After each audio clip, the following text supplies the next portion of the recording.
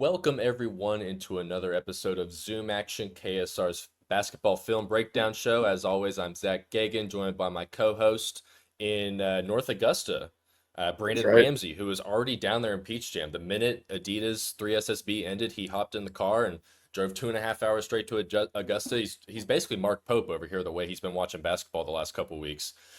Brandon, you and I were in Rock Hill, South Carolina for the Adidas 3SSB Championships that took place last week. It ran from Wednesday through Sunday. College coaches were allowed in the building on Thursday. You got there on Wednesday, so you had a chance to pretty much watch everything that went down. I arrived on Thursday morning, so I got there right when the coaches did as well. But we saw a lot of Kentucky targets. It's a little bit different this year around compared to last year when Mark Pope had been on the job for 3 months and we really had no idea who the hell they were recruiting and things like that. So we actually got some clarity this time around, and I had a list of like 9 or 10 players of guys that I wanted to interview. We got some news we were able to break down there as well. We got plenty of interviews coming, but what we're gonna do is this is gonna be a less formal episode of Zoom Action. There won't be too much actual film breakdown, but Brandon and I are just going to sit here and talk about all the Kentucky targets we saw, what we liked about their game, what we didn't like. I'll throw in some random little recruiting news that I heard or when I was talking to them and talking to other people down there. But Brandon, we're just gonna go ahead and jump right into it. We're gonna start with like kind of the main Kentucky 2026 targets. We'll have a couple of 2027s we'll talk about later as well. Um, but I think we have to start with Deron Rippey, Yeah. who is kind of just blowing up on the scene right now, especially over the last couple of months. He played for New Heights. He is just like a 6'1", 100. Well, he's listed at 6'1", 170 pounds. Brandon, I'm 6'1", 170 pounds. Deron Rippey. Oh my goodness. Sorry, there's a missing person report my phone is letting me know about. I don't know if you heard that or not. Hopefully they I find that did. person. Yeah. But Yeah. yeah, so Deron Rippey is much bigger than I am. So he's probably closer to the 180, 190, like Mhm. really thick build type of guy, dog mentality type point guard. He's been blowing up. All the coaches were trying to watch him. He's got 8 official visits scheduled now, including the first one to Kentucky in August 1st through the 3rd. Brandon, you actually got, since you were there Wednesday, you got to see kind of the talk of the whole week is really what it felt Mhm. like, especially for the first few days was the Deron Rippey versus Tay Kinney matchup, New Heights versus Wildcats Select. So let's start there, and then we'll kind of go on throughout his week and talk about his performances. What stood out about that game, and what do you like? What is kind of making Deron Rippey such a high profile prospect now, kind of regarded at this point as the number one point guard in 2026? First off, that game was incredible, and the fact that I was there, I almost feel like I got to watch one of those, like, when they talk about the dream team scrimmages and all that kind of stuff. Like, I kind of feel Yeah. like I was at a dream team scrimmage because there wasn't a whole lot of people in Rock Hill yet, but it was, a big time matchup. Arguably, two of the best point guards in all of Hmm. high school basketball going head to head. That's part of why I wanted to make sure I was boots on the ground at that point, was to get to see those two guys play. But when it comes to Deron Rippey, like, the word explosive, it almost doesn't even do justice what he is, because Hmm. this is the most explosive, dynamic point guard in all of high school basketball.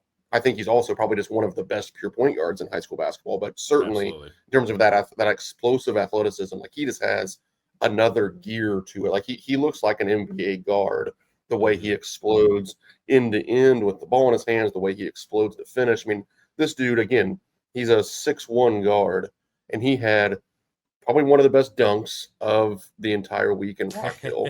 That was, Yeah. just absolutely nasty.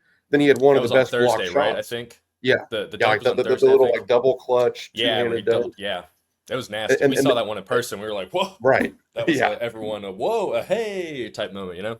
Yeah. And then that block shot that he had, where he went up and, Hmm. like, high pointed, one hand on one hand right on the ball. Like, again, I this think is a he six injured one that kid, guard. didn't he too? I kind of think so, the way he went I down to think the he ground. So, I did. mean, Yeah. the So just, apologies to that the fact that that, kid. that you're talking about a 6'1" point guard having the dunk of the week and the block shot of the week, that kind of, gives you an idea how explosive this guy is. But he does also harness that pretty well. Now, he's out of control sometimes. Something I talked about on KS Board Yes. earlier in the week was that he's on the ground a lot, and that's always kind of a red flag for smaller guards. And it's kind of just part of the way they play. I mean, think back to, like, Ja Morant, Dwayne Wade, those sort of guys. Like, these are, bulldog guys, drivers, super athletic, but they're on the ground a lot because they just kind of fly in there. They can be a little out of control at times. And Deron Rippey has some of that still to his game. But overall, I mean, the dude averaged like eight assists a game this week in Rock Hill. He was, I believe, the leading assist guy of the event. So that shows like this isn't a guy that's just putting his head down and just bowling a china shop going to the rim. He's able to make real plays, make decisions on the fly, pass from a live dribble, and he's just consistently getting 2 feet in the paint. And that's what you're looking for at the highest levels with these point guards. And that game against Wildcat Select, I think he ended up with like 22 points, 10 or 11 assists, depending on who you ask. He had the steal at the end of the game that led to the assist for what was literally a walk-off dunk in overtime. Like the dude dunked it with like 0.1 seconds and the game was over, and the few people that were there like rushed the court because everybody was just excited for what we just witnessed. But yeah, I think when it comes to Deron Rippey, we continue to see him be what at least seems to be a priority for Coach Pope and the staff that clearly are looking at some of the best point guards in the 2026 class, and him certainly being one of them. So I'm very, very high on Deron Rippey. I think that in terms of the point guards that Kentucky is looking at, he's probably as good, if not better, than all of them. Yeah, I think I'll start with some of the things that I thought he needed to improve upon a little bit. Like you were talking about, it definitely seems like he can get sped up a lot. He likes to pound the ball, dribble, maybe over dribble a little too much. He's a guy obviously wants to have the ball in his hands, loves to kind of be the guy that's running the show. But like you said, he averaged 7.2 assists per game. I know some scouts were wanting to see him maybe shoot the ball a little bit better. I think he shot the ball pretty decently well. Of course, we don't have any shooting number stats from Adidas. They ran a perfect event, but for some reason we can't get any shooting stats. But I think he at least from the games we saw, the shot looked nice. But he's just he's such a quick twitch athlete. Like he gets sped up and he pounds the ball on the ground, but sometimes he can almost make it work because all it takes is one like little quick in and out, and he's got 2 guys on his back trying to catch up to him. So just a really like dog mentality type player, I think, is one thing I noticed. Like really wants to win, tries hard, super athlete. Like you can see easy dunks, like 6'1". He can just kind of go 2 feet off the ground with very little momentum and get himself an easy dunk. So the explosiveness and the athleticism is what really stood out to me. Pretty solid defender, it looks like, especially for someone his size already. That wasn't something that kind of like blew me away, was how he performed on the defensive end. But this is it's more of a floor general type point guard. And I thought he really was one of the best players I saw throughout the week. We'll touch on some of the guys that we thought were maybe a little bit better, but definitely I'd say for my money, the best point guard we saw at this camp this week. So I was a big fan of what we saw at Deron Rippey. He like you said, he had 22 points, 11 assists in that game against Wildcat Select. I think that one of my favorite games, though, was when they played Caleb Holt in Game Elite. We'll talk about Caleb Holt here later. He still had 16.7 assists in that game, and I thought he was kind of like off in that one. So, Kentucky was they watched, I think, every one of his games. Maybe, if they played 2 on Saturday, Pope might have missed the Saturday one, so he could fly to Augusta and go see the Peach Jam guys. But yeah, big Kentucky contingent there to watch him all week. Like I said, they've got the official visit set up as well. That's like his first of 8. So he's going to start really getting into the thick of his recruitment as well. I can name off the other teams he's going to visit. Tennessee, Indiana, Syracuse, Texas, Alabama, North Carolina, and Miami. He's already visited Louisville as well, but I'm not sure Louisville is really in the mix for him as much right now for reasons that we'll explain in just a second. But Kentucky is definitely all in on Deron Rippey as their kind of their top point guard target for 2026. We'll see how things play out. These official visits will be very important, and I think he's going to try and go into his decision-making mode sometime after that. So let's move it along to Mr. 6'7". So yeah, Mr. 6'7", whatever that means, man. So Tay Kinney, I think even he would probably admit didn't have his best week. I did read, I think Travis Brandon of 24/7 said that he might have been dealing with like a minor injury as well. And Tay Kinney's a kid he's played a lot of basketball this summer. He went to Italy for the Euro camp, to Team USA. So I'm not going to hold things too against how he played over the week, but he definitely wasn't at his best. He was still kind of scoring the ball, um, but he definitely looked overwhelmed at times, kind of getting bullied around there a little bit. But even still, I think he still finished with his averages for the week were 13 points, 5 rebounds, 5 assists. So it's not like he was bad by any means. He's just kind of held to a higher set of standards kind of than the rest of the guys right now. One thing I'll say about him is Mark Pope and Kentucky coaches, they were at every single game. So if the rumblings of Louisville taking the lead by all accounts seem to be accurate. But I don't, at least from my point of view, it doesn't seem like a case of Kentucky backing off. Maybe it's just more of a case of Louisville is kind of taking the lead, and I think Kentucky is still trying to think their way in there. I would still kind of put, if I had to put in tiers of like where of guys that Kentucky would rather have, you'd probably put Deron Rippey a little bit higher than Tay Kinney, at least at this stage with how the recruitment's kind of shaping out. But Arkansas, John Calipari just scheduled him for an official visit as well. So is anyone going to be shocked if in 2 months, Tay Kinney is all of a sudden signing for the Razorbacks? I don't think that would be a huge surprise. But yeah, Brandon. So my thing is about Tay Kinney the playmaking I thought was still there. I still thought his instincts were fine, but it definitely looked like he was getting overwhelmed by some physicality at times. Maybe some sloppy decision making. Not his best scoring week overall, at least compared to some of the other Adidas sessions. But just what did you see out of Tay Kinney this week in the games that you were able to watch? Yeah, so it was interesting because in that Wildcats Select New Heights game that I was able to watch on Wednesday, in the first half of that game, and I think I even said it on the board at the time, was like Tay Kinney is way better than Deron Rippey. Like he completely outplayed him in that first half, and then it was like we went complete 180, and it was the other way around in the second half and overtime where Rippey outplayed Kinney pretty handily. But there was the first 16, 20-minute stretch, whatever, where it was like, man, Tay Kinney's the best point guard in the country, and he looked the part.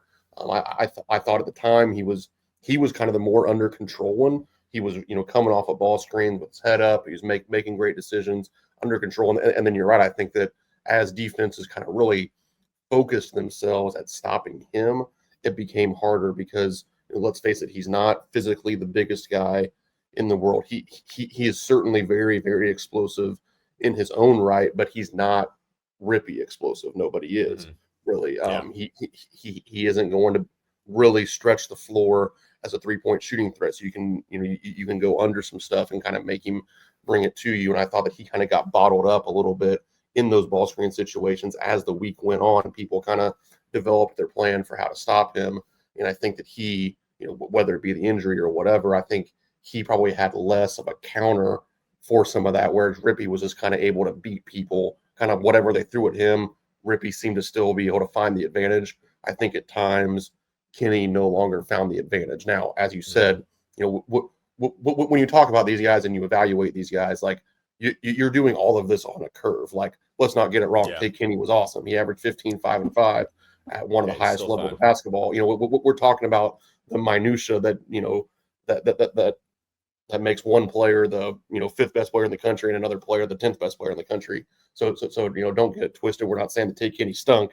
We're just kind of evaluating at a very high level some of his play. And I think that if you spent all the time like Mark Pope did and the staff did watching those 2 point guards, again, just based on what we saw in Rock Hill, it would be really hard to come out of that event, I think, not having Deron Rippey ahead of Tay Kinney on your list. Now, again, even for me personally, like it would be kind of a 1A, 1B sort of situation. Yeah. I don't think that there's this massive gap between them. And I think that whoever gets those 2 point guards are getting, day one major contributors at the highest levels of college basketball next season as freshmen. But yeah, there were definitely some things I think that Tay Kinney struggled with that Deron Rippey was kind of able to continue to attack and excel against throughout the week. Yeah, when you mentioned the ball screen stuff, it definitely felt like defenses were trying to get the ball out of his hands early into possessions. And the injury may have compounded, the fact of his willingness to maybe try and beat those. double teams and traps and things like that, or maybe take things into his own hands a little bit more. And he's got, Cole Edelin was one of the best shooters in the whole event. So you've got him by your side, and then you've got, I can never pronounce his last name, Adam O, Yeah, his OTE teammate, yeah, another Omadok top or 50, whatever. 60 kid. So, He he's had an got guys awesome at week. his, I mean, that guy yeah, stepped up. And I was going to say the same thing. Was like I think that the weeks that Omadok and that Edelin had, you know, was probably a little bit because of what you're saying. Because I think defenses were, especially as the week went on, it's like, hey, like we got to get the ball out of Tay Kinney's hands. So yeah. now he's giving up, and those, Cole Edelin, one of the best shooters in the country, as you mentioned. Adam was one of the. I think he averaged like 23 points or something Yeah, over he the was course good. of the event. So he was excellent, and those guys kind of stepped up as defenses took Kinney away a little bit. Yeah. And I do think like Tay had a handful of shots like when he's getting to the rim and he like has to kind of contort his body, he's really fun to watch because he can make some tough shots, one-handed, kind of like scoop shots right at the rim, things like that. So he had a bunch of those plays as well. But and like if you're a Kentucky fan and Tay Kinney is on your team next year, I think you're still very, very happy with how things played out, even if in the event that Rippey does not come to Kentucky. No, so I don't think it's not anything like that. Like you said, we're kind of grading him on a curve. His standards are kind of set high. Yeah, Tay's are because he's been ranked so highly for so long. Um, and like I said, he's played a lot of basketball. He comes from the OTE field, so it's a little bit different than someone like Rippey who's like been working his way up the last 2 months to really put himself on the map and still kind of has a lot to prove. It feels like at this level. So yes, Tay Kinney was fine. He wasn't great and spectacular. But yes, it's still pretty good player. And like I said, Pope in UK definitely made it a point. There was actually a situation where Rippey and Tay Kinney were playing on back-to-back courts on Thursday morning. Um, and I think the assistant was Feger, and he was kind of plopped in the middle watching both, but Pope was the one watching Kinney.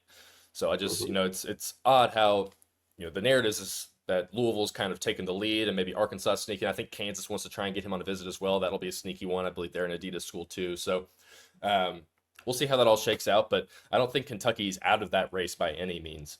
Um, Now let's move on to probably one of our personal favorites, Anthony Thompson, Indiana Elite. You cover Indiana, so you're very familiar with the Indiana scene. You've been following the Indiana Elite teams pretty closely over the summer.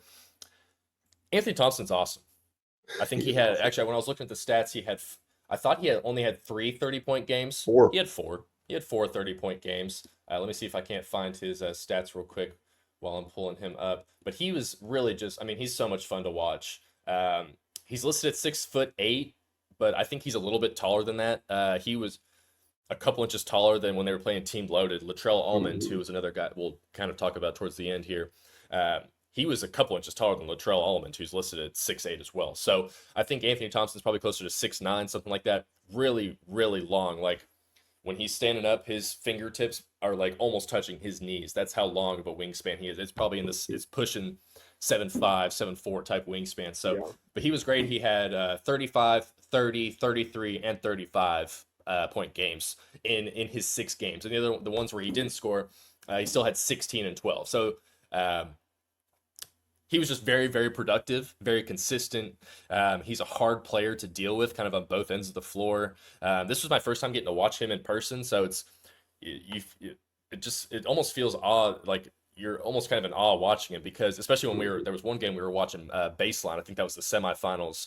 And you see him just kind of going up and down the court, and you're like, man, he's even bigger than the 6'8", 6'9" that he's listed at. Like, he's just very long. Um, what impressed me the most is he was making his shots. I think that was kind of a thing for him coming in was can he hit his shots? He was making the outside shots, but he had a handful of like kind of like fadeaway turnaround jumpers too over defenders. He's a smooth lefty, so everything looks pretty when it's going in. There was like two. It happened twice in one game where he was stuck behind the backboard with a defender between him and the rim, so not much space at all, but found a way to like kind of go back into his defender and just put it off the backboard for easy layups. So very impressive what I saw from him in that area. Really good around the rim, like I was saying. I think one of the best games you and I saw was when Indiana Elite was playing ETG, and they won. Indiana Elite won 103-100. I think that was probably the most offensively fun game that we watched all week. Anthony Thompson had 35. Jacob Weber, who Jacob Polachek just reported yesterday, actually heard from Kentucky and Coach Feger on Monday. He was on that ETG team and he had 35 points of his own. We'll talk about him in a second as well because holy cow, that kid can shoot the ball. But we'll talk about him in a second. Anthony Thompson, though, was one of the stars of the entire event. There's only one player I thought that, just in terms of like long-term potential, I think was probably ahead of him. And we'll talk about that player in a minute. But Anthony Thompson, man, awesome player. You've watched him in person a lot more than I have. Kind of going into the event, did he do anything that you weren't expecting in this? Compared to some of the things you've seen, or was it kind of more or less the same, just consistent high level play? I mean, it was similar in terms of just the production, the way that he plays, but then it was like just a little bit better. Like he just kind of turned Yeah, it up to another degree because he shot the ball so well from 3-point range. And you said it. I mean, whether it's baseball, basketball, like lefties do everything prettier than righties for some reason. yeah, And like his stroke is pure, it's mhm, effortless, and but then also like you look at this guy, he's 6'8", 6'9". Because he's so long, he looks pretty skinny, but like he has like some yes, actual like upper body strength to him, and you see that because this dude is a very polished interior scorer. Like it's not like he's yeah, making back to the basket post moves like a 7-footer, but like he operates kind of like NBA players operate kind of in the mid post area where he has that like turnaround fall away jump shot.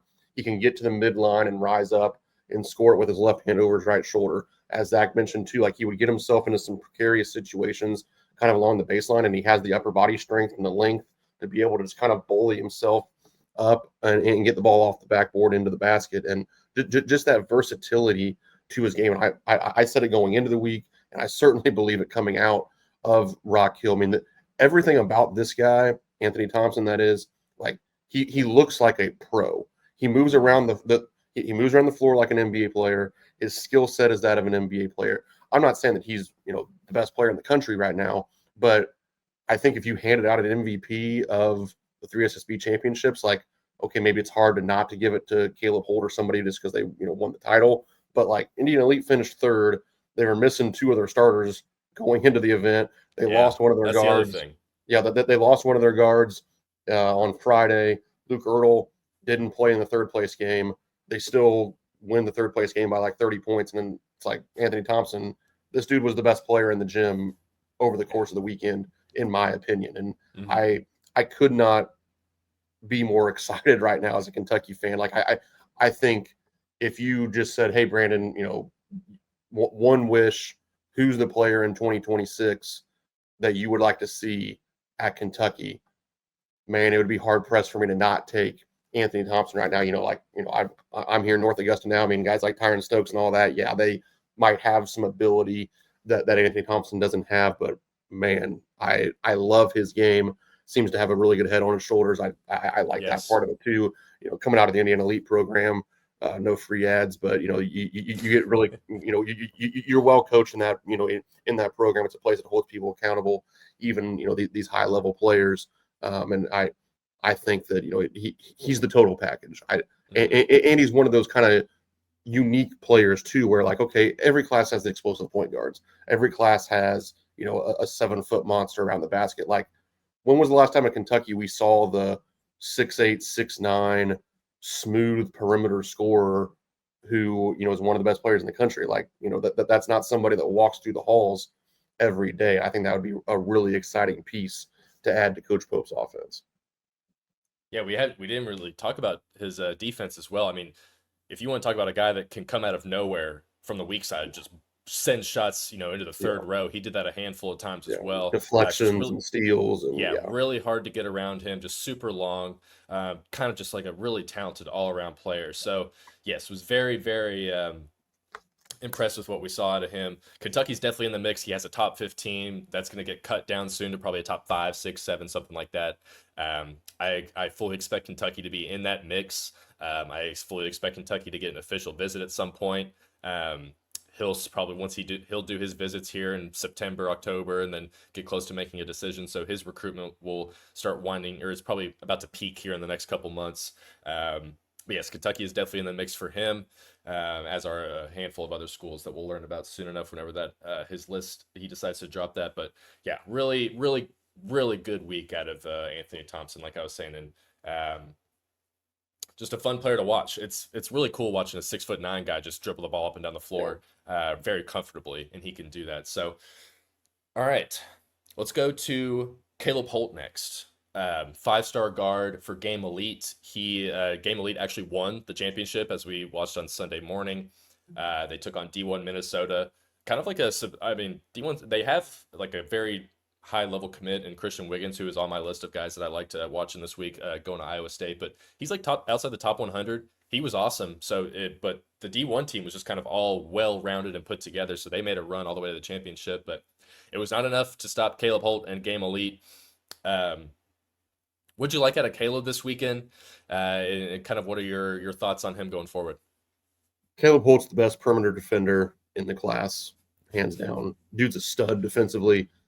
Every little thing about it, like I remember I was, I'm a pen and paper sort of guy, as Zach probably notices. Oh, yeah. I'm always carrying around my little portfolio with a bunch of papers in it, and I was jotting down notes. And I remember at one point I kind of thought, like, man, these are like all of the same things that I was saying about Lamont Butler when we first started diving into him when he came from San Diego State to Kentucky, because it's like, it's not just getting steals, blocking some shots. This dude contests every shot at an insanely high level. He's physical at the point of attack. Like, there's so many times, you hear, you can probably picture like your 5th grade basketball coach saying, show your hands, use your chest or whatever. Like, he does that, like where he's putting his chest into the ball handler. And because he's 6'4", 6'5", and strong, like that ball handler goes the other direction when Holt chests up against him, and he plays he defends without fouling. He can do some, he can get steals, he can get some weak side blocks, all that kind of stuff. But just the way that he keeps his man from scoring is unbelievably impressive. And then you go to the other end of the floor, and you have, just like all these guys, Caleb Holt is a very high level athlete. I like his strength, the way he can get downhill to the basket and score it with some of that strength and physicality is impressive. But then he's another guy where, like, is he a good enough shooter? Would that be one of the things that holds him back at the next level? Like, he shot, I think, close to 50% from three over the course of this week. I know people talked about him at some of the Euro camp stuff and all that he shot it well there as well. So now, if you can start to add in that sort of shot making, because he is more of an off ball guard than guys like Rippey and Kinney. And that was one of the things, you and I started to talk about over the course of the week in Rock Hill was, we spent a lot of time until Louisville kind of came along. We spent a lot of time being very excited about Tay Kinney. And now we're kind of all excited about Deron Rippey. But does Caleb Holt actually make more sense as the kind of backcourt take in the 2026 class? Because depends on Jalen Lowe. Right, yeah, but because, if you get another year of Jalen Lowe, which I think, here as we record this on July 15th, like, I would put my money on Jalen Lowe playing his senior year at Kentucky. So now it's like, well, does it make more sense to have somebody next to him? And man, like, when you talk about some of the things that Jalen Lowe can do, freak athlete, slippery, long, skinny guy, if you can add somebody that looks like Caleb Holt next to him in the backcourt, man, is that an exciting proposition for a season from now's backcourt at Kentucky. And some of the reports coming out of Rock Hill are that Kentucky has gained some ground in the Holt commitment. It sounds like, which I mentioned this before, the USA basketball stuff, like Coach Pope being able to spend time literally coaching these players at USA basketball training camp, that matters more than probably any recruiting that he'll do the rest of this cycle. Like, being able to be hands-on with these guys. And he was one, and I know that Caleb Holt has mentioned that as part of what he likes about Kentucky is, having this actual player-coach relationship that generally you just, quite literally can't get because it's illegal in all aspects that aren't, USA basketball related. So I'm excited to hear that things have progressed a little bit with Caleb Holt, because I think that just in terms of a fit, if you're projecting that 2026 roster, I'm not sure if there's a better fit in the backcourt than what Caleb Holt would bring to the table. And he's an Alabama native, and Alabama and Auburn have been on him for 3, 4 years. Yeah. So it will ultimately be tough, I think, to pull him out of there. But like you said, like Joe Tipton reported that Kentucky's gaining speed. I think a lot of it really is around the Coach Pope Team USA stuff, because when we did our interview with Caleb, he was lighting up about talking about Pope and having him as his on-court coach, and he's building a very close relationship with Jason Hart. They've been talking a lot more as well. Jason Hart was watching a lot of his games. Same with Feger throughout the weekend. And he's got his official visit with Kentucky set up for September 5th through the 7th.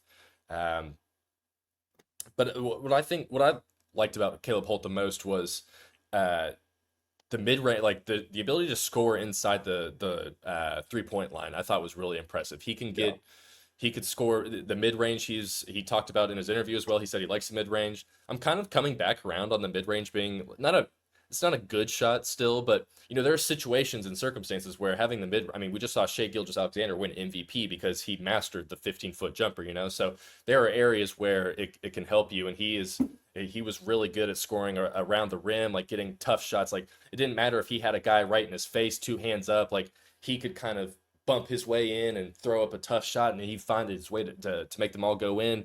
I do think, like you were saying, he plays more off ball, so sometimes it did feel like he could maybe fade away a little bit out of the game. It felt like his other 2-guard teammate, Colbin Landrew, who impressed both of us, if we're being honest. He got a Louisville offer, he's like I think. Yeah, he did. That's in my notes here. He got a Louisville offer, so Pat Kelsey was paying close attention to him. But those two together, and then they had a 27-point guard, Kevin Savage, in the backcourt as well. So those three together just made a really, really formidable trio, and obviously it helped them win a championship. Defensively, Caleb Holt, like always, like he'll dive on the ground like one of those type of guys. He's going to try and go for loose balls. Very aggressive. I think I have in my notes here, winner. Typed out with an exclamation point, because I think that's a really good way to describe him. Is that kid? He just wants to win. Really, it seems like to be like a really good teammate. I know some Kentucky fans were having fun with him saying that he wants to be a better Otega Oweh. He kind of brought that up unprompted a little bit, but at the same time, I'm like, that's what you want. You want him to say he wants to be a worse Otega? Yeah, I want to be a slightly worse version of Otega. No, man, you're better right now than Otega was when he was a senior in high school. Go out and be the better Otega Oweh. And if he's better than Otega Oweh, you're looking at a potential All-American player. So I was perfectly fine with him saying all that stuff. I do think there is like a kind of a similar comp there, just in terms of the actual size and the body kind of type. Yeah, I mean, the body type is like very, very similar. So you can see the world where that works, and they kind of like to score in similar ways on offense. I really liked what we saw to Caleb Holt.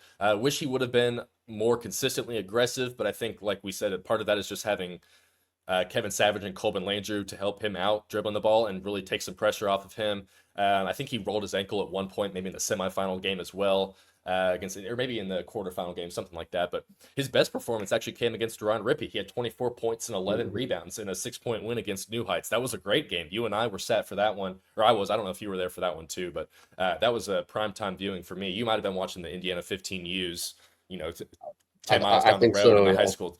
At a high school or something like that. That's what Brandon was a sicko this weekend. So, Caleb Holt was a very fun player, and I definitely think Kentucky has put themselves in the mix for them. Like we said, Joe Tipton has reported that the Team USA stuff has definitely helped to push him. He's got the official visit locked in, so we'll see how that goes when they get him on campus. I think that's the Ole Miss game as well for the football team. So that'll be a fun weekend for him to bring him here. And, maybe, I don't know if, I don't think Keeneland's going on at that point yet, but they'll be able to show him a really good time here in Lexington. So that'll be an important official visit, because like I said, it'll be getting him out of Alabama will be tough. He's going to play for Prolific Prep for his senior season, which has moved to Florida as well. So they've actually loaded up they've got like 3 or 4 of these Adidas kids over the last couple of weeks to go to their program. So Caleb Holt, love what we saw out of him. I've realized we're kind of dragging everything out here. We got to cap things quickly at an hour, so we've got about 25 minutes here. Brandon, let's move on to. Well, actually, you got any other final thoughts on your boy Caleb Holt? No, I think we covered it. All good. All right, let's move on to. We're gonna do a duo here for the Compton Magic, 2026 Cam Williams. What is going on? Is everybody okay What in Lexington? that was like a car report or so, something with I don't know. That never happens except at like 4 a.m. You know, like once every year, Oh, and now it's right, yeah. happened twice. You know, in the matter of an hour or 30 minutes. That's weird. Yeah, hopefully everything's okay. Um, Compton Magic, 2026 Cam Williams, who does not have a Kentucky offer, but I talked to him. He's one of those guys that's kind of on the fringes. The relationship is definitely growing. It was one of those things where Kentucky wanted to maybe see how he did this week, or this past week, and maybe go from there. He still has not reported an offer, so I'm not going to. We won't spend too much time on him. But Kentucky did pay close attention to the Compton Magic because of Cam Williams' teammate, 2027 Bruce Branch, who is like, if we're projecting NBA potential, I don't think there was a kid in the gym all week who has more long-term upside than Bruce Branch. 6'8", 6'9" wing, like can score from anywhere. Like kind of like similar to Anthony Thompson, where he was just very comfortable, you know, shooting over guys, step backs, tough jumpers. Maybe probably a better scorer than Anthony Thompson is right now. Um, Needs to work on maybe his ball, you know, clean up the ball handling a little bit tighter. But he was a 2027 playing up, and he looked smooth for a lot, pretty much every game we watched. I don't think he ended up, you know, blowing people away in the box score by putting up 20, 30-point games, but just consistently, you're like, man, this kid he's long, he's still a little bit skinny, but like I said, still 2027, so he's getting up there. He still needs some time to progress, but really, really impressed with what we've seen, what I saw out of Bruce Branch, Pope, Feger, and Hart. They were all watching him and Cam Williams throughout the week, so they were able to kind of double dip there, getting both of those guys on there, or get some eyes on both those dudes. But Bruce Branch, what did you like about him? And we'll talk about Cam Williams too. You know, what about those two guys in particular kind of stood out to you? Yeah, we'll start with Branch.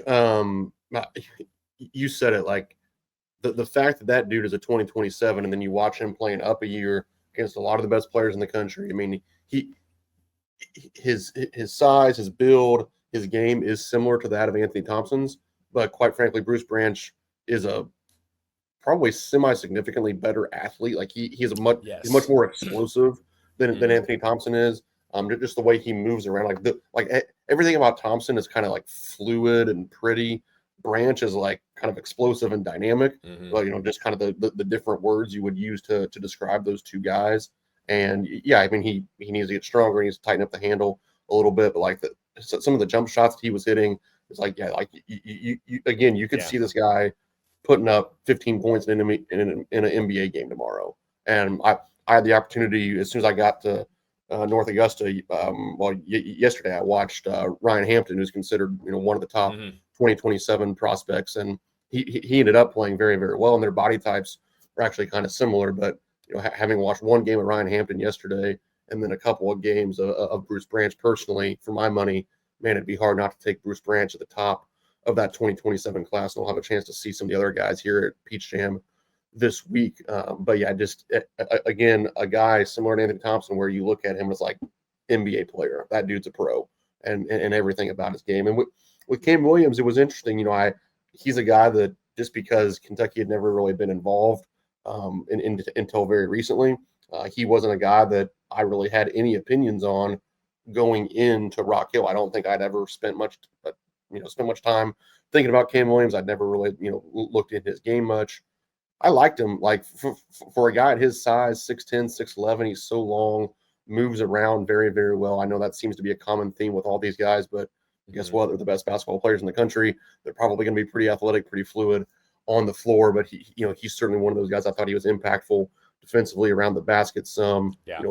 A lot of people, if you talk to Jamie Shaw or any of these kind of national recruiting people, they're going to tell you the 2026 class like kind of stinks when it comes to big men. So Yes. when you say that, like, Cam Williams is one of the best that there is, and that's not a knock on him, because I think he's really, really good. But I mean that as like, hey, there's not that many bigs to choose from, but Cam Williams is one of the guys. It's like, yeah, I want that guy. Like he could be on my team and I would be very excited about it. I know that I think it was one of the big. I think it might have been New Heights against Game Elite. So Deron Rippey against Caleb Holt, and a million coaches were at that game. John Shire from Duke was like the one head coach that was watching Cam Williams in that time slot. So, and I know that Duke has been considered, a team that might have a little bit of a lead there, but things can change in a hurry when Kentucky gets involved. And it sounds like they're at least kind of knocking on the door a little bit with Cam Williams. But yeah, but both of those guys, just the athleticism, the length, the fluidity with which they move. Bruce Branch and Cam Williams. I really enjoyed watching that Compton Magic team this past week. Yeah, Cam Williams is still a top 20 kid in the 2026 class. But I'm looking at his stats here: 12 points, 6.5 boards, 2 blocks a game. Hit a 3 a game as well, so kind of like a stretchy guy. Definitely raw, like not very can bring the ball up the floor, but not very comfortable, like maybe initiating the offense or trying to get himself in the lane. But you can tell that's kind of the step he wants to take next. So yeah, Which would little fit bit in the raw Kentucky there. offense. Man, that was one of the some of the things that he did with the ball in his hands. You're absolutely right. It was raw and it needs some fine tuning. But again, he's going into a senior year of high school basketball. So when you think of hey, could this guy play that Amari Williams role? 2-3 years down the road, I would say absolutely. Yeah, and let's see what. Yeah, lob threat I think is another way. Like he could be a very good lob threat. I think he's like 6'9", probably closer to 6'10", something like that. But yeah, he wants to kind of stretch the floor with which is a little bit of his shooting, and he is a guy that you could see in a couple years, like if he can really hone in on his ball handling, a guy that can kind of initiate offense like an Amari Williams and just grab the rebound and start running up the floor and get things going from there.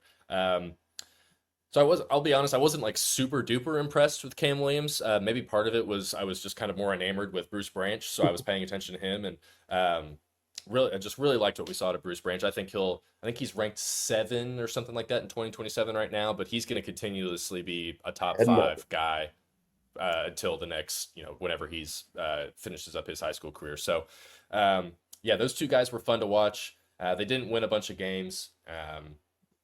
I think the talent around him wasn't, kind of up to the standard there. But Bruce Branch and Cam Williams, 2 really. I know Kentucky's interest in Cam Williams kind of ramped up within the last maybe month or so, something like that. I think since the NBPA camp is what he told me. I kind of forget. I still haven't dove into his interview since then. But Bruce Branch is definitely hearing from Kentucky. He hears from them pretty regularly from the interview we did. So that'll be a guy that they'll definitely be keeping a close eye on, and I'm sure you'll see an offer come for him at some point down the road.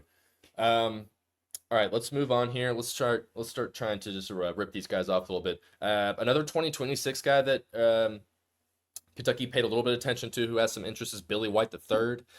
He's kind of like a longer wing, like tall, skinny type guy, like wants to maybe shoot the ball a little bit more, plays off ball. Brandon, anything kind of stick out with him? When I was talking to him, I know Kentucky, it was kind of this Cam Williams situation where it's like, well, they want to see how I do this week and maybe go from there. So again, no offer for him. He didn't put up huge numbers either, so I'm not sure how much Kentucky will continue to be interested in him, but definitely a guy that has interest and is hearing from Kentucky. We'll just have to see how it progresses moving forward. But kind of what were your thoughts on watching Billy White III? He was on, oh gosh, what team was he on?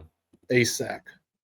ASAC, yes. They had one game where they played, who did we watch? Yeah, they played New Heights. So we watched him play Deron Rippey. He had 12 points and 6 rebounds in that game. Billy White's best game against Gardner Road, he had 25 and 5 in that one and an 8-point win. So, but yeah, your thoughts on Billy White? He's bigger than I thought. I didn't realize this dude was 6'8". He's probably 6'8". Yeah. Yeah. We kind of keep talking about the specific body type of, Anthony Thompson, Bruce Branch. Billy White kind of fits that same mold. Now he's not as he's not the same dynamic athlete that Bruce Branch is, and maybe not even as fluid as Anthony Thompson is. But yeah, 6'8", and then I watched him, and I don't, admittedly I don't know what his high school numbers and 3SSB numbers would be throughout the year to back this up. But I trust my evaluation skills enough to say I think this guy's a shooter. The shot looks 3 made threes a game. That makes me feel even better. But yeah, I see this guy being a 6'8" long shot maker on the perimeter. So that in and of itself gets me pretty intrigued. Yeah, does he have the game of some of these other guys that we're talking about? No, probably not. I mean, he's also ranked, closer to like 40th or so in the Hmm. country, as opposed, we've both been talking about, 5-star guys The five so stars. far to this point. But yeah, to me, I think about it. We do this as Division III coaches, and it's true at the highest levels too. You kind of have tiers to your list. There's guys that are no brainers. You offer them the first day you ever see them, and it's like, hey, Anthony Thompson, hey, Deron Rippey, like these guys, we know we want you. Like we are going all in. Please tell Hmm. me yes. Well, as recruiting goes on, sometimes they tell you no, and then you kind of move on to the next guy. To me, Billy White is very much in that kind of next tier where it's like, okay, if some guys tell you no, are you happy about it? Obviously not. I would rather have Anthony Thompson, but if For instead of sure. Anthony Yeah. Thompson, like my backup option was Billy White, like I'll You talk take it. myself into being pretty darn excited about Billy White if he shows up. So to me, it kind of sounds like that's the way that Coach Pope is like he's kind of slow playing it a little bit Hmm. of like, yeah, we're not going to take you today, but there could come a time where we want Billy White, and from what I saw in Rock Hill, I would fully support that. Yeah, he's definitely a shooter is his label, but it definitely felt like if the shot wasn't falling, it was a little bit difficult for him to maybe find other Yep. ways to make impacts in the game.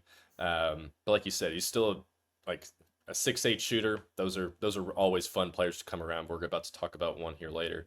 Um, let's talk about two more 2027 Kentucky targets, and then we'll kind of get into our favorite, maybe non-Kentucky guys that we saw. Um, Nas Anderson was playing for the 16Us. I think it was for Game Elite. Yes. I believe, Yep. yeah, Game Same Elite. So program he as was Kevin playing. Holt. He was playing with the 16s, but he was a 2027 or a 2027. And then Marte Barnes was a 2027 that was playing up um, for Austin Rivers. And Marte Barnes is more of a point guard. Or you could kind of be like a tweener a little bit. Whereas Nas Anderson is definitely like a pure point guard type kid. Yeah. Nas Anderson, man, he's fun to watch. He's probably going to be one of the better 2027 point guards. Similar to Rippy in the way that he's just like is like very aggressive, bully balls like type guy, like very fiery is what I got out of Nas Anderson. Mhm. Like his team was they lost like a close game, and man, he was pissed about it. So like he was a guy that I would really enjoyed watching. You could tell that he really cares. Just really talented point guard, averaged 16, 3, and 3 at his level with three made threes a game. Or no, I'm sorry, that's Marte Barnes. Let me go over to Nas here. 16 points a game, 4.5 rebounds, 3 assists, with one made three a games at Rock Hill. So again, he's playing at his level, but he clearly looked like he was the best player on the floor for most of the time. I think I watched two of his games with the 16Us. So he's a guy that Kentucky is definitely interested in. They're ramping things up with him. I believe it was either him or Marte Barnes. I think it was Marte Barnes, actually. Kentucky was the very first school to call him. But Yeah. with Nas Anderson, it was very quick with Kentucky as well. So he's a guy that's high on their radar. Um, Marte Barnes, I only got to watch him once, but he was on a very talented backcourt with that Austin Rivers team, from what I remember. Like they kind of had a lot of guys that could do a lot of different things. But Marte Barnes is another guy that they're really trying to start to ramp things up with. I think Alvin Brooks is taking the lead on that one. So Brandon, you could probably describe their games a little bit better than I can, especially with Marte Barnes. If you got a chance to watch him at all, actually, I don't know I if did you not were able watch to watch. Marte Bar. No. Okay, So yeah, we well, going to neither Nas one of us Anderson, then probably can go what'd you super in like about depth. him? Yeah, with Yeah, Mr. Barnes, but that's with fine. with Nas Anderson, man, that dude is like, in terms of just getting paint touches, Mhm. probably as good as any 2027 guard that I watched in Rock Hill. I remember walking over to their court. Within the first 5 minutes, I was like, this dude is one of the most elite passers that I've seen Mhm. this summer. From across the country in any event, he's one of the best passers that I've seen. Just the vision that he had, his ability to make any pass. Like he's a lefty, I believe. He would come Mhm. off, and he could kind of whip it back over his head with his left hand coming off a ball screen. He can throw it with his right hand across the court just as easily. But there was outlet passes in transition, hitting the roll man, hitting the lob, as I said, throwing it back to the pop.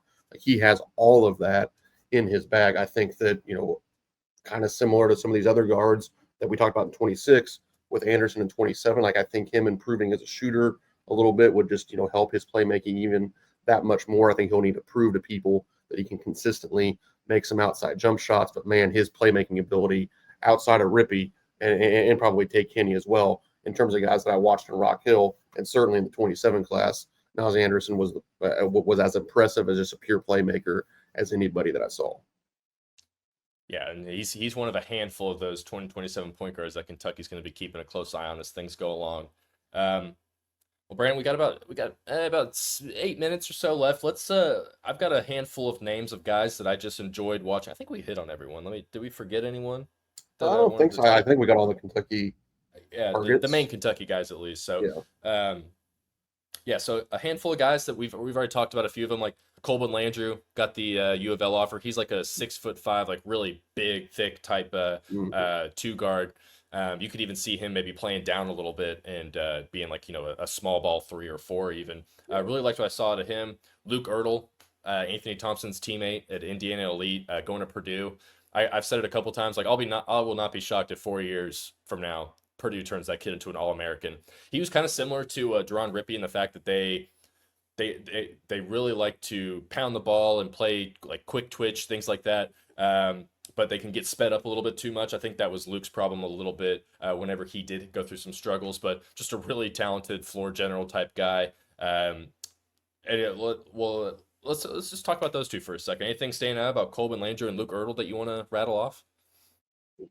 Landrew, I mean, he was the best player really in those semifinal and final games Especially the for championship game. for, Yeah. for, for game elite. Like I think that's not to say that Caleb Holt wasn't a huge reason that got him there, and still a big reason they won those games.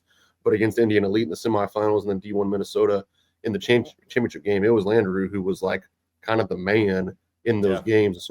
Especially in the championship game, as you said. I think he had like 25 points in that game, and really I think caught the attention of some people nationally. We mentioned the Louisville Louisville offer. I think there's apparently, probably yeah. more to come on that front. And you have Luke Ertl. I mean, he's a guy that he was on my junior all-star team in Indiana.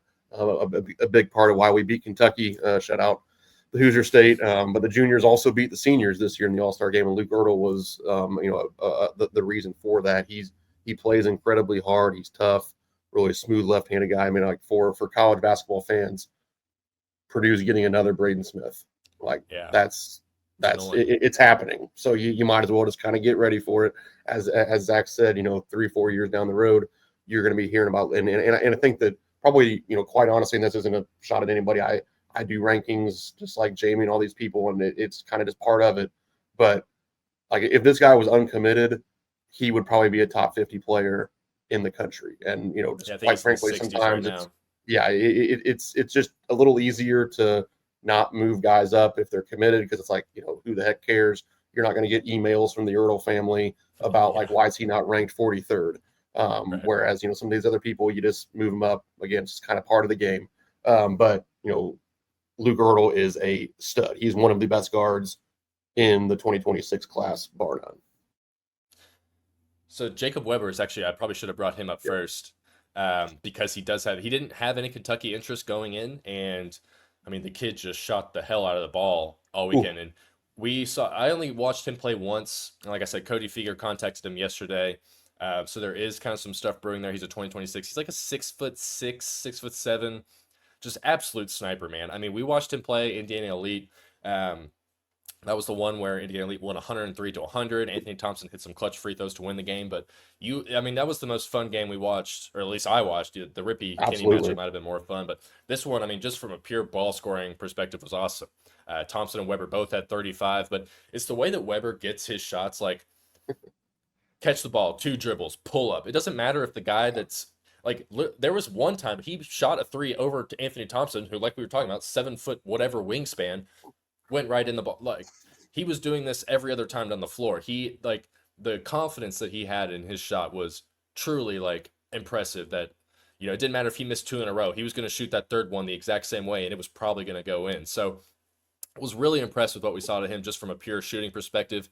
I couldn't tell you what other intangibles he really brings to the floor, because we were kind of focused on Anthony Thompson. But every time you'd see Jacob Weber shoot the ball, it was going in pretty more often than not. So I'd love to know the shooting numbers that he actually had throughout the week. But just a very impressive sharp shooting guy. Like you could see him being like in a Kobe Bryant type role type thing like that. But I would even say that he's more of a ballsy shooter than Kobe was. But it's Yeah, different. You're comparing different levels and everything. So this dude's a yeah, gunner. Like he he wants to was shoot. just Doesn't matter where he yeah. I is, mean, man.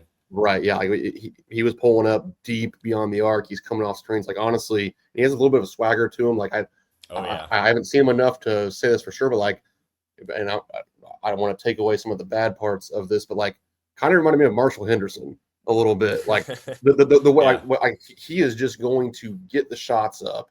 What like and some of them are going to seem like bad shots, but then he swishes it, and you're like, well, all right, man.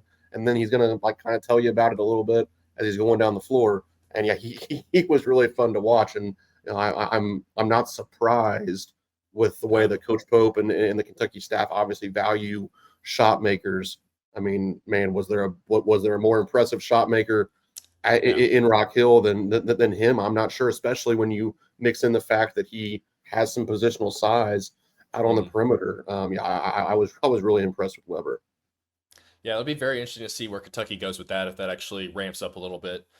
Maybe get him an offer, try and get him on campus, things like that. Let's. I'm gonna rattle off a few more names of guys that impressed me. Latrell Allman, mentioned him Mhm. to play for Team Loaded. He's like 6'7", power forward, kind of undersized, but man, he's a brick wall. Like I think he's a top 50, 40 kid. Like wherever he goes, they're gonna get a very, very just tough, well-rounded player. Christian Wiggins for D1 Minnesota, like I said, ranked just outside the top 100, but he was basically playing a point guard. It's like they're 6'5", kind of 2 or 3 or whatever he is at the college level. Like he was kind of playing point guard for that team. Um, Really tough shot maker, like never really got down on himself type guy. So I really liked what I saw out of him. And then Kevin Savage, the 27 point guard for Game Elite. He's small. He was a tiny guy, like probably 5'10", 5'11", something like that, but really crafty. I'm sure it helps play with guys like Coleman Andrew and Caleb Holt, but he was really fun to watch as well. Brandon, before we get out of here, any other guys that really stuck out to you that are non-Kentucky guys? I mean, just because I'm an Indiana guy, let's bring up one name, and you and I talked about him a little bit. Jason Gardner Jr. For Indiana Hmm. Lead 16U team. I mean, he's a guy like if you want to kind of like okay, like who's the Deron Rippey of 2027? Like Jason Gardner can be that guy. He is next level explosive and quick end to end. I mean, he just like lays it up, lays it up, lays it up. I think he averaged like 22 points a game Hmm. for Indiana Lead 16U team that made it to the Final Four of the event. I don't know if Kentucky is kind of officially entered the mix there, but I think he's certainly a guy that they're following kind of from afar behind the Hmm. scenes, and it would not shock me at all if at some point there's some contact there. So Jason Gardner Jr. would be a name maybe to remember and kind of tuck away in 2027. Great stuff. Awesome. All right. Well, we will go ahead and get out of here. We hit the right at the 10:30 mark. Brandon has to go back into the gym. He's going to be joined by Jacob Polchek and Jack Pilgrim at Peach Jam. Those two boys will get there sometime on Wednesday, so you'll see them down there, Brandon. They'll get their firsthand look at all the Nike guys. So there'll be another set of 10 or so targets, probably 15, even closer to that Jack and Jacob will be trying to talk to and interview as the week goes along. Pope will be back in the gym as well. Live period opens again on Thursday. So this was awesome, Brandon. Thanks for hopping on. Hope everyone enjoyed. Maybe we'll flip this one into a podcast if Steven can do that, since we didn't really have much visual stuff here, so we can make this one into a podcast too. But anyways, Brandon, best of luck the rest of the week on your basketball adventures. We'll see you on KS Board, and enjoy watching more hoops, you sicko.